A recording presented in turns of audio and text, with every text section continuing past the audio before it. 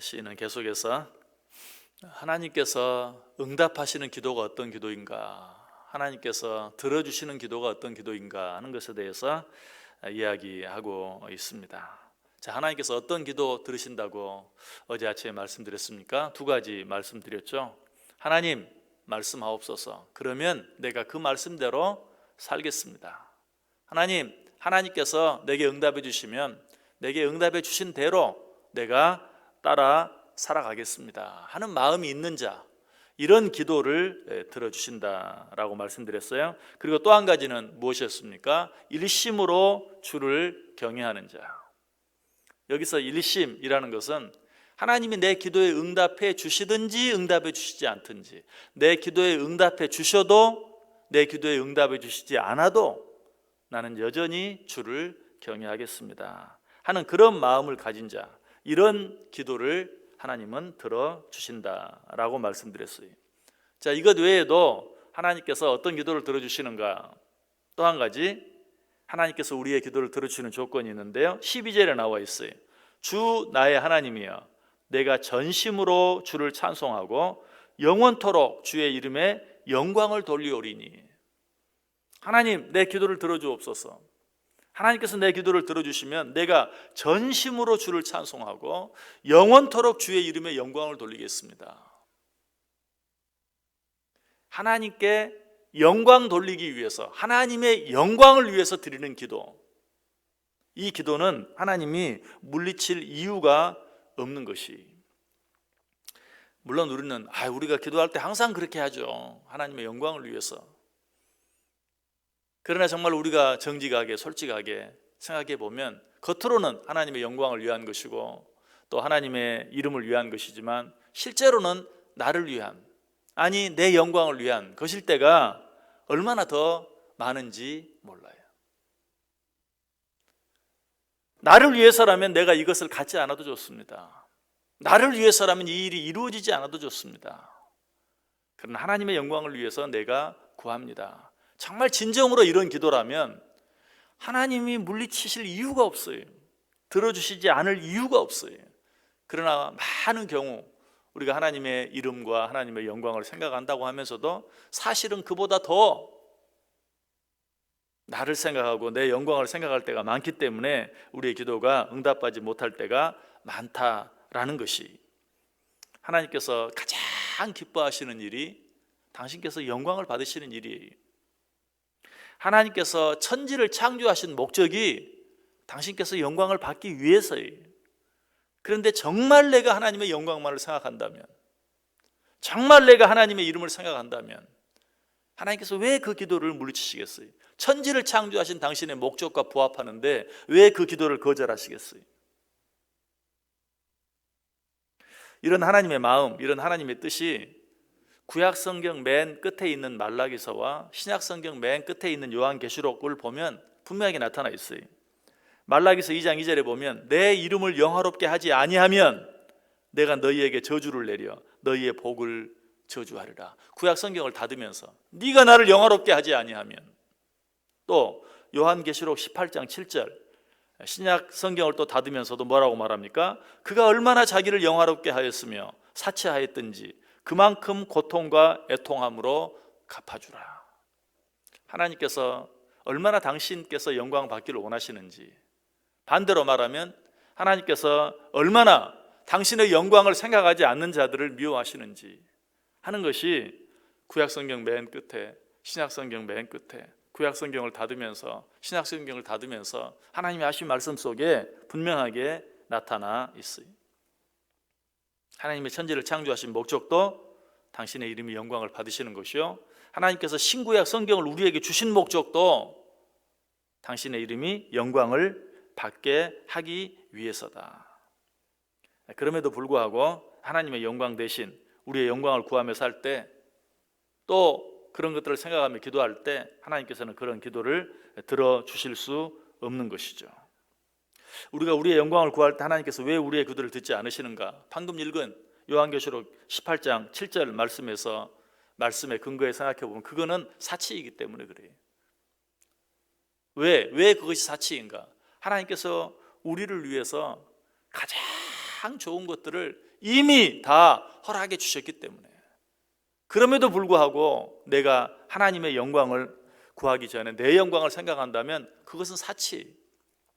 그래서 저들이 얼마나 자기들을 영화롭게 했는지라는 말씀 뒤에 저들이 얼마나 사치하였든지, 자기를 영화롭게 하는 것과 사치하는 것을 같은 것으로 표현하고 있어요.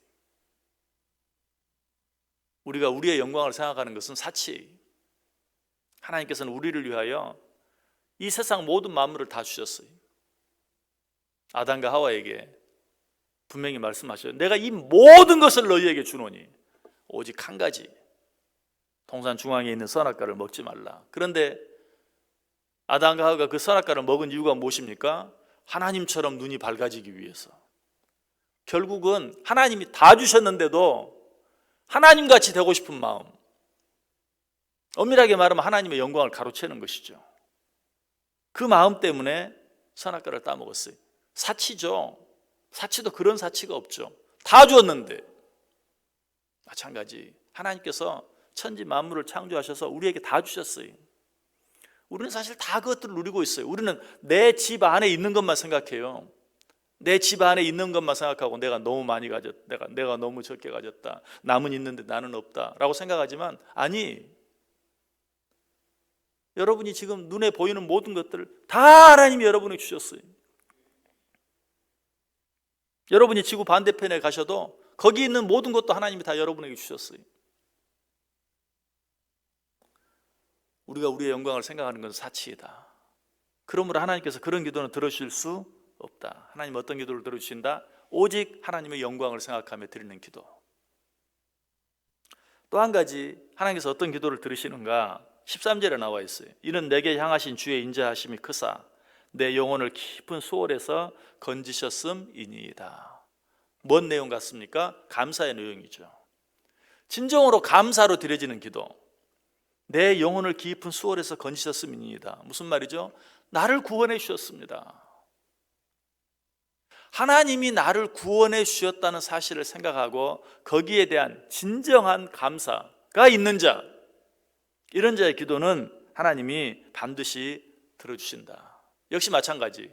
그럼 우리가 그런 마음으로 기도하죠. 하나님 우리를 구원해 주신 은혜를 우리가 어떻게 잊겠습니까? 정말 그렇다면 우리가 기도하는 우리의 태도가 어떻게 돼야 됩니까? 응답해 주셔도 좋고 응답해 주시지 않아도 좋습니다. 왜? 나는 이미 너무 큰 것을 받았습니다. 하나님이 나를 구원해 주셨습니다. 그런데 지금 내가 구하는 이것, 하나님의 영광을 위한 것이라면 들어주셔도 좋지만, 하나님의 영광과 관계없다면 들어주시지 않아도 나는 그것 때문에 하나님을 원망할 이유도 없고 불평할 이유도 없습니다. 왜? 나는 이미 너무 큰 것을 받았습니다. 하나님이 나를 구원해 주셨습니다. 여러분, 구원의 은혜에 감사하는 자는 이래도 저래도 감사합니다. 그러나 구원의 은혜에 감사하지 않는 자는 이래도 저래도 감사하지 않습니다. 진정으로 구원의 은혜에 감사하는 자는 응답을 받든지 받지 않든지 감사해요. 그러나 그 구원의 은혜를 진정으로 깨닫지 못한 자는 응답해줘도 응답해주지 않아도 진정으로 감사할 수 없는 것이, 부모가 나를 낳아주신 은혜를 감사하지 못하는 자는 부모가 뭘 해줘도 소용이 없어요. 그 사람 입에서는 결국 언젠가는 무슨 말이 나오고 맙니까?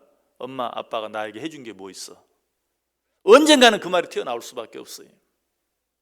그러나 낳아주신 은혜가 어떤 것보다도 크다는 사실을 아는 자는 아무리 잘 못해줘도 나를 이 세상에 있게 해준 사람이 누군데, 나를 낳아주신 분이 누군데, 자, 여러분 마음속에 그런 마음이 있는지 생각해 보세요. 나를 구원해 주신 분이 누군데, 이런 마음만 있다면 그런 자에게는 하나님이 뭘 줘도 그의 입에서는 감사가 튀어나오게 돼 있어요.